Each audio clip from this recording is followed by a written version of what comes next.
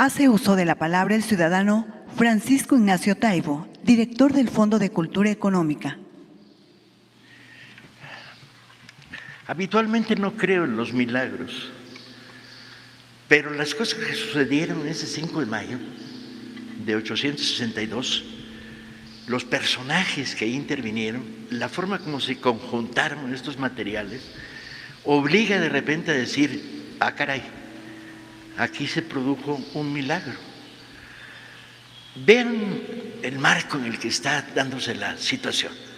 La triple invasión franco-hispano-francesa se ha desarticulado gracias a las habilidades de Juárez diplomáticas, y los franceses desenmascaran el verdadero sentido de su intervención: no cobrar una deuda que además es fraudulenta e inexistente, sino controlar un país, dominarlo, y avanza. ¿Qué se les opone? Se les opone la división de Oriente, un ejército de unos 5,000 hombres en condiciones muy precarias. Leyendo la correspondencia de Zaragoza, descubres que la mitad de ellos no traen zapatos, que no tienen rifles para todos. Hay algunos elementos de solidez en esta división de Oriente. Ven, están los compañeros de las brigadas de Zacatecas, de Querétaro, del Estado de México, y sobre todo están sus oficiales, porque los oficiales de la contraintervención vienen fogueados por la Guerra de Reforma, son además leídos y escribidos, son poetas, tinterillos, con formación política, son hombres de la Reforma. Estos oficiales medios, tenientes, capitanes, mayores, y son la solidez de la división, que viene muy desarticulada económicamente, pasando hambres en su retirada desde Veracruz. Zaragoza trata de frenar a los franceses en Aculcingo sin lograrlo, primera derrota del ejército mexicano, y se repliega hacia Puebla intentando crear un bastión de defensa de la capital, de la Ciudad de México. Se dice, y de repente esto sorprende, que enfrentamos al mejor ejército del mundo. Yo toda mi vida, antes de haber estudiado el problema en serio, dije, nah, esto es demagogia nacional, esto es el mejor ejército del mundo, eran los franceses que hay. Y cuando empiezas a analizarlo, sí era el mejor ejército del mundo. Los batallones que intervienen en esta primera campaña vienen fogueados por la guerra de Italia, la guerra de Crimea, la guerra en Argelia, mandos medios muy capaces, surgidos de las academias de guerra, y un armamento muy superior. El fusil Minuet que traen te hace puntería a 700 metros. Piensen de repente, cuando dos ejércitos se enfrentan, que el ejército que te dispara desde 700 metros tira y da, y tú tienes que esperar a que se acerquen a 150 metros para que tus malvados, obsoletos rifles Baker que tienes en el ejército mexicano hagan puntería. Tienes que resistir 350 metros de ellos disparando y tú sin disparar. Pero además el ejército mexicano con suerte trae Baker. En el ejército mexicano hay espingardas, hay fusiles de arcabuces de la época de la Guerra de Independencia, y en algunos casos ni eso. Acompañan en la retirada desde Veracruz los artilleros jarochos, muy importantes en esta batalla, van a ser definitivos porque saben el oficio, pero el problema es que no hay fusiles para ellos. Atienden la artillería que se trajo penosamente desde Veracruz. Piensen echarse las cumbas de Maltrata empujando cañones de 700 kilos, ¿sí? Y esos eran los chiquitos, porque había unos cañonzotes que se trajeron de Veracruz, que subirlos por ese era casi imposible, no había mulas ni hombres que pudieran llevarlos hasta la cima y bajarlos hacia Puebla. Este ejército hambriento, descalzo, mal armado, se va a enfrentar a este sector de los mejores del mundo franceses. El equivalente es el mismo, 5,000 de un lado, 5,000 del otro, hombres. No se mide por cantidad, sino por capacidad de fuego. De un lado, Lorenzés, el general francés, pues es un prepotente y un pedante y en lenguaje de todos los días un tarado. Viene animado por espíritu de grandeza, viene haciendo discursos ridículos desde esta pirámide, imitando a Napoleón cuando estuvo en las pirámides de Egipto. Desde esta pirámide hemos conquistado México. La pirámide de un túmulo funerario ahí en Veracruz no daba para más. Y viene con toda la prepotencia de un general en territorio extranjero que la primera vez que choca logra romper rápidamente el frente republicano. Del otro lado, Zaragoza. Zaragoza es todo un personaje. ¿Cómo no lo vamos a querer? ¿Cómo de veras no lo vamos a querer? Es un soldado del pueblo. Trabajaba en una sastrería. Ha sido elegido por sus hombres como guardia nacional oficial, fue subiendo en la escala. Estuvo en todas las batallas de la Guerra de Reforma. ¿Sí? Humilde, con voz finita, atiplada. No da para mucho para los discursos, lentecitos redondos de miope profundo, no da para mucho para ver de lejos, pero uniformado de una manera súper sencilla, con el paño azul del ejército mexicano, del que tiene uniforme, y un capote ahí viejo que carga sobre sí mismo, y una gorra de kepí, ¿sí? No usa camisa con entorchados, no tiene rangos, se niega a parecerse a lo que en el pasado eran los generales de la época previa. Se niega, quiere distanciarse. Él es ejército del pueblo y lo adora el ejército. Lo adora el ejército. El ejército de Oriente, que serían llamados luego por las crónicas francesas los Zaragozas, lo adora. Porque todo el día está tratando de conseguir comida, tratando de conseguir zapatos, cuidando a la gente, animando, estimulando. Llega a Puebla y se encuentra con una Puebla que no le gustó demasiado. Y haciendo justicia a la historia, si lees las cartas de Zaragoza al ministro de la Guerra, Blanco, y al propio Juárez, vas a descubrir que andaba irritado. Se le niega por parte de la oligarquía poblana apoyos, no les dan comida, no les dan dinero, todo lo contrario, ponen reservas. Llega un momento en que Zaragoza dice, dan ganas de voltear los cañones y tirar para adentro. De ese tamaño está su conflicto con la reacción. Y es que el país está cortado. No solo hay una república en defensa de la invasión extranjera, también hay una antirrepública conservadora que ha estado combatiendo con las armas. De hecho, el día previo a la batalla, un ingeniero poblano cuyo nombre no he podido descubrir para sacarlo a la luz, llega a contarle a los franceses cómo está la disposición defensiva de los fortines de Loreto y Guadalupe. Ese desgraciado, lamentablemente, las crónicas no me han permitido ponerle nombre y apellido. Y Leonardo Márquez, el asesino de Ocampo, está con una fuerza armada de caballería ofreciéndose a apoyar a los franceses en las afueras de Puebla. Así la situación, el momento se vuelve terrible. ¿Qué puede hacer Zaragoza?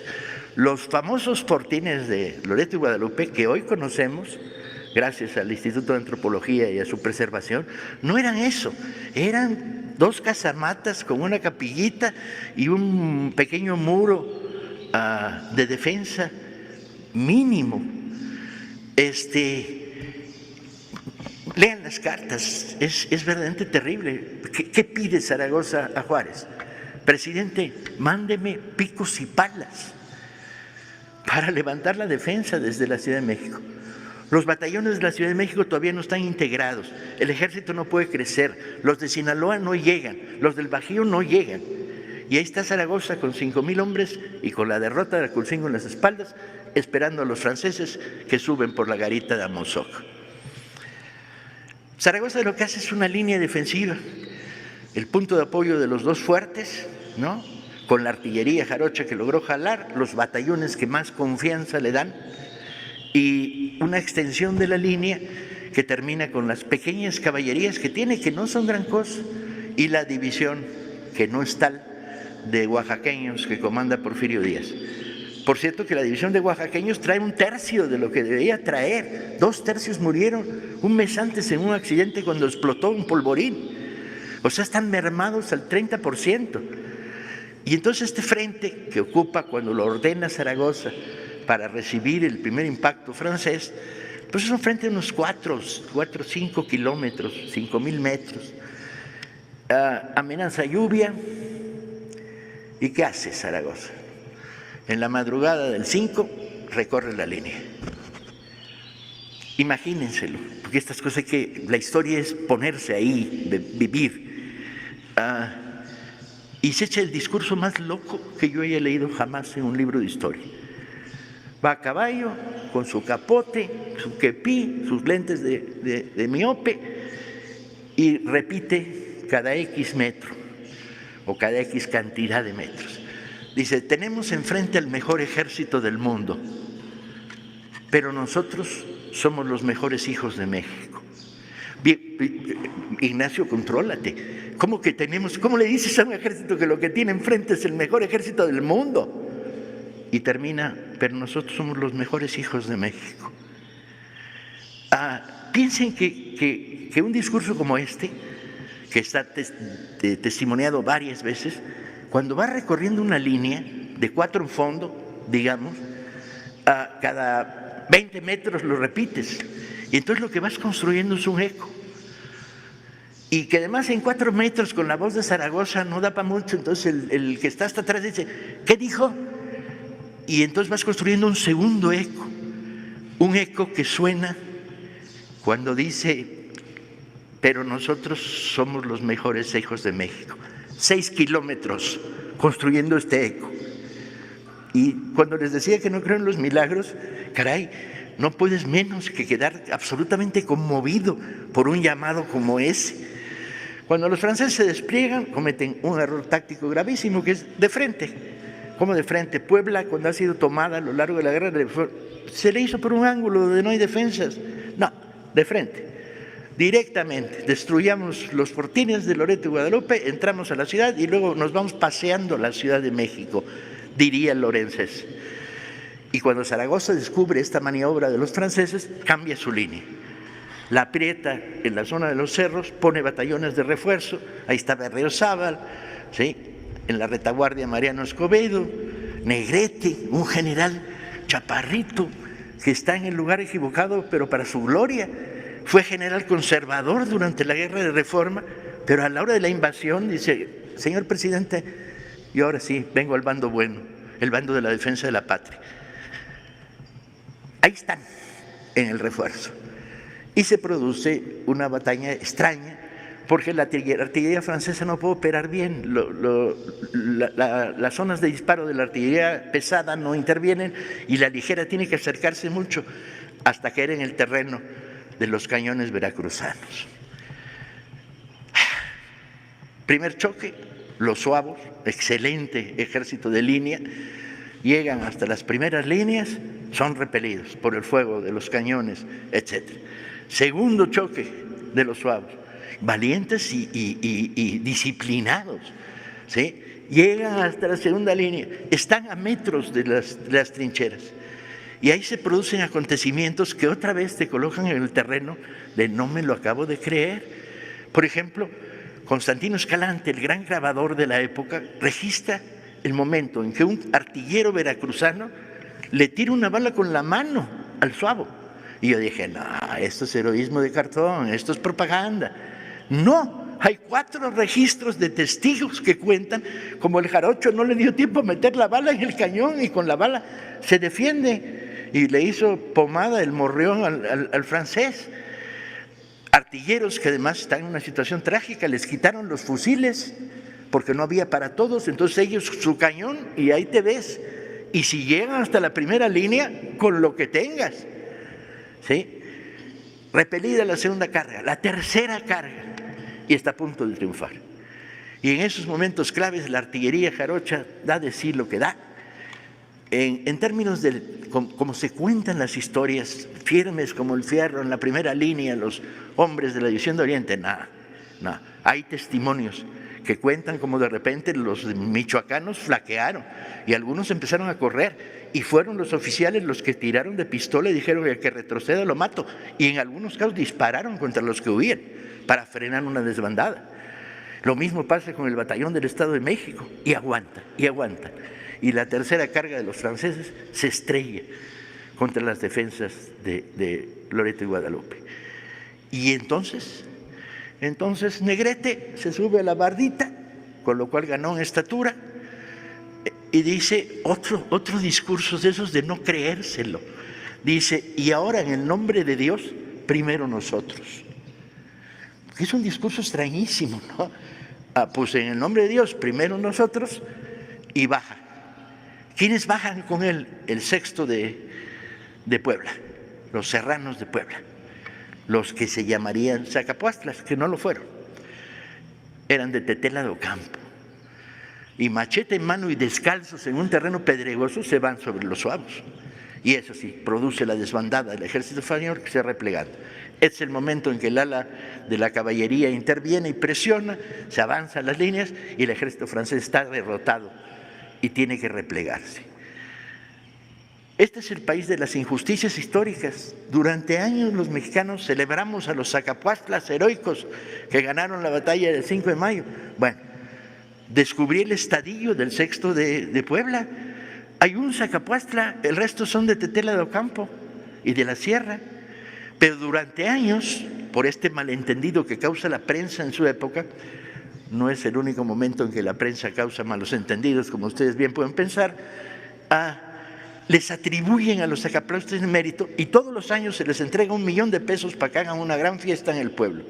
Y los de Tetela, ahí están en el Archivo General de la Nación, mandan todos los años una carta y dijeron: no fueron ellos, fuimos nosotros, ¿sí? Y a nosotros no nos toca nada. Ahí están los nombres de los de Tetela, de los serranos de Puebla, que remataron al ejército francés. ¿Zaragoza puede explotar la victoria? No. Calcula y dice: todavía no están derruidos, derrotados. Las bajas son enormes, pero hay números muy significativos que están escondidos en la historia. El ejército mexicano, cada baja que causó le costó 300 proyectiles. Vean el nivel de ineficacia del armamento mexicano. 300 tiros para crear una baja enemiga. La distancia con los fusiles franceses, el hecho de que los franceses se repliegan con estructura napoleónica, haciendo cuadro para impedir que la caballería los desborde. Y Zaragoza decide no explotar la victoria. Y decide bien, porque era muy riesgoso. Sin embargo, se produce otro de los elementos del milagro del 5 de mayo, que es: ¿cómo se sabe esto? Zaragoza emite 3 partes de guerra conforme va produciéndose la batalla.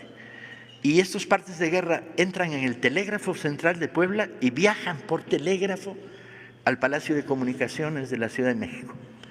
Ahí Guillermo Prieto lo recibe, saca copia, le pone en la boca un mensajero, copia, que viene corriendo para Palacio para informarle a Juárez del mensaje de Zaragoza.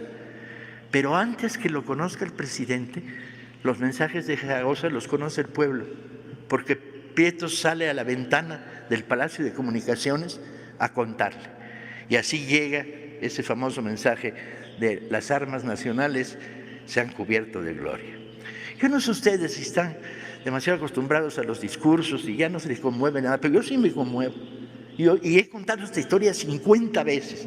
La conté en Tetela de Ocampo, la conté en Puebla con estudiantes, y me conmueve. Me conmueve porque es el triunfo del bien contra el mal, de la civilización contra la barbarie que representa la intromisión imperialista en nuestras vidas. Espero que cuando repiensen la batalla del 5 de mayo, la repiensen en toda su riqueza, toda su dimensión y todo el orgullo que a mí y que a todos ustedes nos produce. Muchas gracias.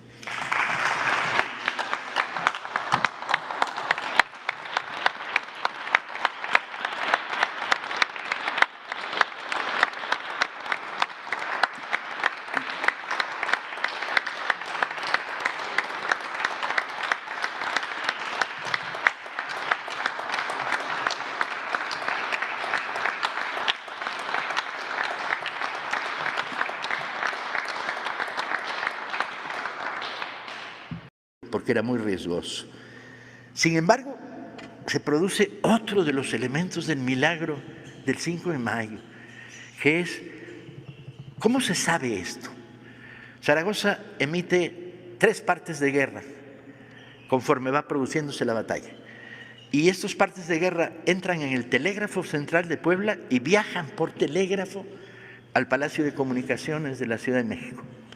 Ahí Guillermo Prieto lo recibe, saca copia, le pone en la boca un mensajero, copia, que viene corriendo para Palacio para informarle a Juárez del mensaje de Zaragoza. Pero antes que lo conozca el presidente, los mensajes de Zaragoza los conoce el pueblo, porque Prieto sale a la ventana del Palacio de Comunicaciones a contarle. Y así llega ese famoso mensaje de las armas nacionales se han cubierto de gloria. Yo no sé ustedes si están demasiado acostumbrados a los discursos y ya no se les conmueve nada, pero yo sí me conmuevo. Y he contado esta historia 50 veces. La conté en Tetela de Ocampo, la conté en Puebla con estudiantes, y me conmueve. Me conmueve porque es el triunfo del bien contra el mal, de la civilización contra la barbarie que representa la intromisión imperialista en nuestras vidas. Espero que cuando repiensen la batalla del 5 de mayo, la repiensen en toda su riqueza, toda su dimensión y todo el orgullo que a mí y que a todos ustedes nos produce. Muchas gracias.